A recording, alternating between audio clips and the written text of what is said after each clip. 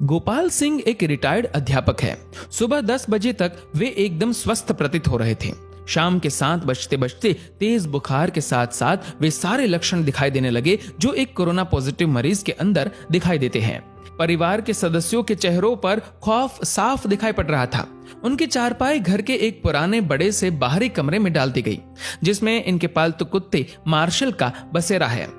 गोपाल जी कुछ साल पहले एक छोटा सा घायल पिल्ला सड़क से उठाकर लाए थे और अपने बच्चे की तरह उसे पाला और उसका नाम रख दिया मार्शल।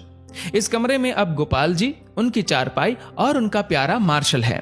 दोनों बेटों बहुओं ने दूरी बना ली और बच्चों को भी पास ना जाने के निर्देश दे दिए गए। सरकार द्वारा जारी किए गए नंबर पर फोन करके सूचना दे दी गई। खबर मोहल्ले भर में फैल चुकी थी, लेकिन मिलने कोई नहीं आया। साड़ी के पल्ले से मुंह लपेटे हुए, हाथ में छड़ी लिए पड़ोस की कोई एक बूढ़ी अम्मा आई और गोपाल जी की पत्नी से बोली, अरे कोई इसके पास दूर से खाना ही सरका दो, वे अस्पताल वाले तो इसे भूखा ही ले जाएंगे उठा के। अब प्रश्न ये था कि उनको खाना देने के लिए कौन जाए। बहुओं ने खाना अपनी सास को पकड़ा दिया। अब गोपाल जी की पत्नी के हाथ थाली पकड़ते ही कांपने लगे, पैर मानो खूंटे से बांध दिए गए हो। इतना देखकर वह पड़ोसन बोली, अरे तेरा तो पति है, तू भी किन ख्यालों में पड़ी है? मुंह बांध के चली जा और दूर से थाली सरका दे, वो अपने आप उठाकर खा लेगा। सारा वार्तालाप गोपाल जी चुपचाप सुन रहे थे। उनकी आंखें नम थी और कांपते होठों से उन्होंने कहा कि कोई मेरे पास ना आए तो बेहतर है, मुझे भूख भी नहीं है। इसी बीच एम्बुलेंस आ जाती है और गोपाल जी को एम्बुलेंस में बैठने के लिए बोला जाता है। गोपाल जी घर के दरवाजे पर आकर एक बार पलटकर अपने घर की तरफ देखते हैं। पोती पोते पहली मंजिल की खिड़की से मास्क लगाए दादा को निहारते हुए और उन बच्चों के पीछे सर पर पल्लू ओढ़े उनकी दोनों बहुएं दिखाई पड़ती है। घर के दरवाजे से हटकर बरामदे पर दोनों बेटे काफी दूर अपनी माँ के साथ खड़े थे। विचारों का तूफान गोपाल जी के अंदर उमड़ रहा था। उनकी पोती ने उनकी तरफ हाथ हिलाते हुए टाटा एवं बाय बाय कहा। एक क्षण को उन्हें लगा कि जैसे जिंदगी ने अलविदा कह दिया हो। गोपाल जी की आंखें लबलबा उठी। उन्होंने झुककर अपने घर की दहलीज को चूमा और एम्बुलेंस में जाकर बैठ गए। उनकी पत्नी ने तुरंत पानी से भरी बाल्टी घर की उस दहलीज पर डाल दी जिसको गोपाल जी चूमकर एम्बुलेंस में बैठे थे।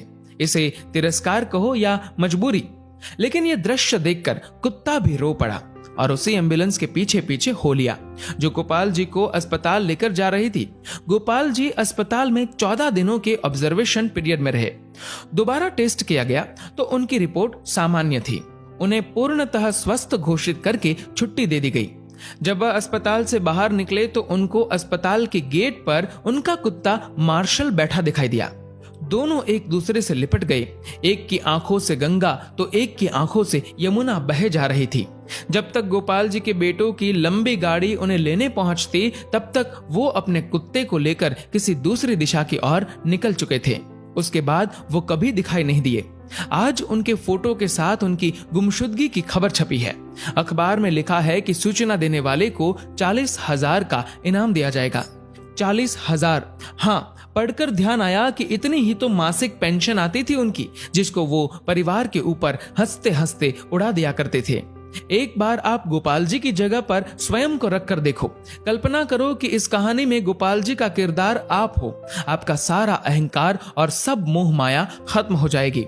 हे कोरोना, तू पूरी दुनिया में मौत का तांडव कर रहा है, पर सचमुच में तूने जीवन का सार समझा दिया है। तेरे लिए अमीर गरीब, छोटा बड़ा, स्त्री पुरुष, राजा रंक, कोई भेदभाव नहीं, सब एक समान है।